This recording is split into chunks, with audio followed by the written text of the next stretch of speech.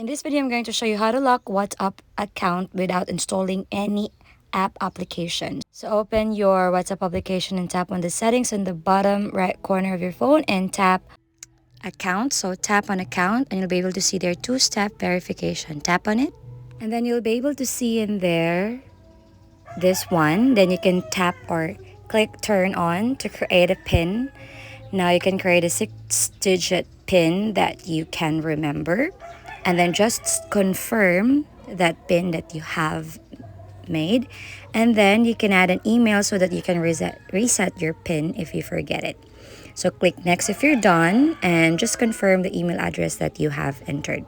And then once your two-step verification is turned on, then let's go back to our WhatsApp to see if it's already updated. So let's open again our WhatsApp application and you can see WhatsApp has been locked here and you have to have that face recognition, but if not, then you can enter the password that you have just made.